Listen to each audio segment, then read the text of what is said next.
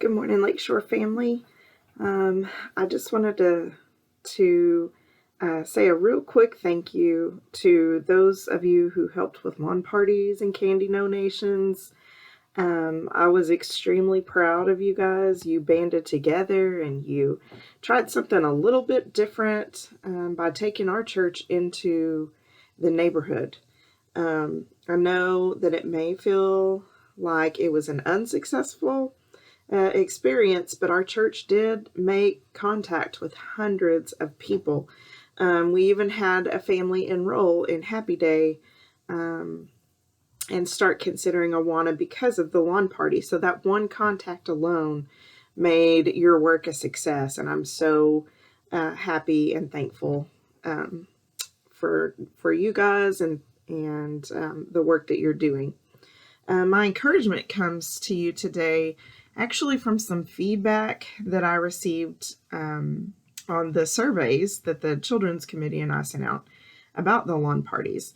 And one of the greatest pieces of feedback that we received so far is about the ability to just fellowship, which is what I want to talk to you about today. A lot of homes commented on the fact that they were able to spend time with their neighbors who they didn't necessarily know, but they were also there was also time for them to spend time fellowshipping with fellow church members. When I was making my rounds, I saw a lot of you eating dinner together. You were having fun together. You were just genuinely enjoying each other's company. And even at Susanna's going away get together, I was able to just fellowship with a fellow church member, have a great conversation with somebody who I wouldn't normally get to have a conversation with. Several weeks ago, Martin talked about being a relational church, and last week Susanna talked about standing up and fighting together. And I just see our lawn parties and these little get-togethers as a way for us to do that, because the truth is the relationships that we have in our church, those help us to be the church of our community. And one thing that I like about being able to fellowship is it builds relationships, and that relationship promotes unity and joy and compassion and strength, cooperation, togetherness, perseverance, and ultimately that is a praise to God, and it is a message to the world around us that we love them. So, like I said, my message to you today is one of biblical fellowship, and I just want to explain one thing about fellowship. Fellowship is not just getting together to hang out for no reason. Fellowship means we have commonality, we have dependence, we share and we participate, or we're a part of something, or we do something with another person. So what do we have in common? Who do we depend on? What do we participate in together? And that answer is simply Jesus. We have Jesus in common. We depend on God for everything that he provides for our church, for our own lives. And we join together in commonality and unity to do the will of God according to his purpose. As believers, we fellowship together in order to fulfill his purpose for the church. So just as a reminder for you, the church's purpose is found in Matthew 28:19 through 20, where Jesus says, "Go therefore and make disciples of all nations, baptizing them in the name of the Father and of the Son and of the Holy Spirit, and teaching them to obey everything that I have commanded you."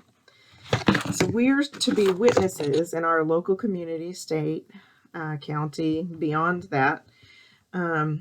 So what I want to read to you today comes from the book of Acts, chapter 2, verses 42 to 47.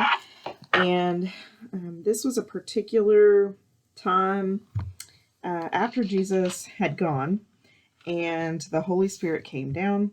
And the first church was beginning to meet together. So let me read these verses for you. They devoted themselves to the apostles' teaching and to fellowship and to breaking of bread and to prayer. Everyone was filled with awe at the many wonders and signs performed by the apostles. All the believers were together and had everything in common. They sold property and possessions to give to anyone who had need. Every day they continued to meet together in the temple courts. They broke bread in their homes and ate together with glad and sincere hearts, praising God and enjoying the favor of all the people. And the Lord added to their number daily those who were being saved. So we see in these verses that the early church not only listened to teaching together, which we would call, worship and preaching, but they fellowshiped together, they ate together, they spent time together in prayer, and as a result of that, the unity of purpose brought them together, and they were selfless to the point where they sold their possessions, and they had sincerely glad hearts, and because of that, their numbers increased daily. And I feel like that's something that we need in our church, in churches around the world. It's just that fellowship and that togetherness and that love for one another. Because we as believers sharpen one another. We spur each other to love and good works. We encourage one another when it's hard. And if you notice from these verses, fellowship was not restricted to a particular group of people. It didn't matter the ages, the education, the status. So here's what I want to challenge you with today. Two things, actually. Number one, I want you to find a way to fellowship with somebody in your church or some people in the church. Maybe somebody that you don't necessarily know well. I know a lot of you have spent a lot of time together, and I'm still trying to remember people's names. But find somebody new or invest in somebody that you don't know and begin to build a relationship with them. Just fellowship with them and love on them. And the same goes for any age. So whether you're older, I encourage you to get to know our kids and our teens. There's some great kids and teens in this church. And if you're a teen or a young adult or even a kid, I encourage you to get to know some of the older people in your church. They have great wisdom and great love and great experience to share with you. And so those relationships are very valuable. But I also want to encourage you to find a way to fellowship with people around you. We have the greatest hope in the world, and we want to be able to share that. So if we're creating fellowship, we're creating relationships with one another, that's the best way, best opportunity to share that hope with other people. We were not created to be alone. We were created to be in fellowship with God and in fellowship with like-minded believers. So I want to encourage you to look for and create opportunities to fellowship with other believers, to fellowship with your community or church members. And I want you to keep the momentum of the lawn party going. Keep that spirit of unity and joy and love, and let that spill over into our community. And who knows what those results will be. I hope you have a great weekend.